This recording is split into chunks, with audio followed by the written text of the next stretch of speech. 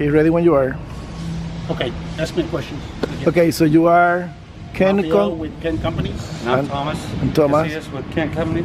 Okay, and then as I said before, the reason to do this demo training maintenance recording video is to let the people how this slab is, why this slab is different than the others, the proper way to have care and maintenance, and if you're going to do some any kind of socket hole in the future, the way that you need to do that in order to keep your warranty and all that stuff. So yeah, when you start, the first thing first is when you do these kind of slabs, you got one shot to do it right at one point. You know, it's only one time to do it right, and to maintain it, you got to seal all the joints, because all these joints, when they open up and close up and rocks these under it, you start getting all these chips. You know, so you want to seal the joints before you get traffic on it and all that. You know, to keep it from shipping.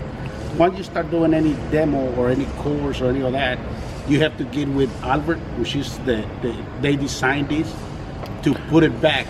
Albert is with Dr. Crib. With Dr. Crib. Okay. Yes. Albert is they're actually the design people that design these kind of slabs. Okay. And any stuff that you got to do after we get it done, and you want to demo and you want to do any of that stuff, it all has to come from Albert, from Dr. Crib, to do it right, put it back right, and it'll keep the warranty, you know, going. Now, just to mention that Albert Dr. Chris Slab information people is going to be also included in the closeout folder.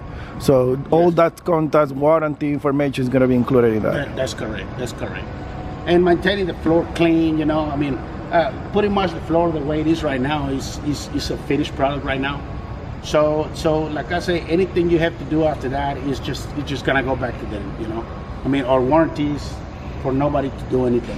Let's talk a little bit about the proper way to do a socket on that slab, and then we're gonna talk a little bit about when the time goes by and whoever is gonna lease the building is gonna start installing your dock levelers or whatever dock equipment they're gonna install. I want you to talk about that. Obviously, you already mentioned you need to have Dr. Chris Slab people always involved in the process before and after, so you can keep your warranty in shape. But again, I want you to explain how to do any socket and things that you need to avoid in order to keep your warranty. Yeah. On the sockets, you know, that's the reason you pour we always pour the core strip last, but on this one you pour first, because like all these sockets that stop right here, you see we only have sockets on the columns. So all these extra sockets for the core strip stops right here. They don't continue. You see it right there. Yes. That's the reason we will put two number 3 rebars on this side, so these cracks doesn't continue through it. And you have to spray, you know, the bond breaker so it doesn't bond together, and put the felt paper.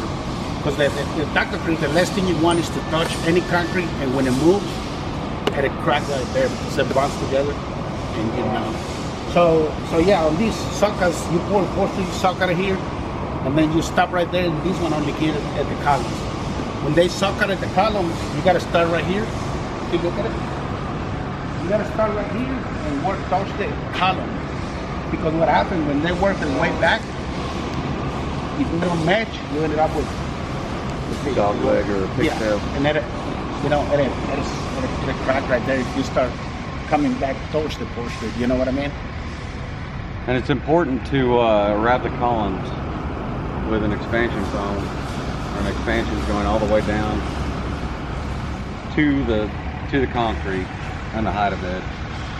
Now on the dock levelers, if you see any opening with the overhead door, you're gonna see that we put a socket on this side of the door and one on that side of the door, and then you got a construction joint here.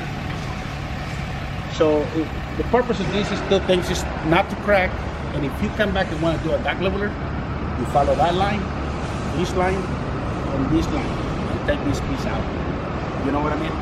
So we got sockets already there.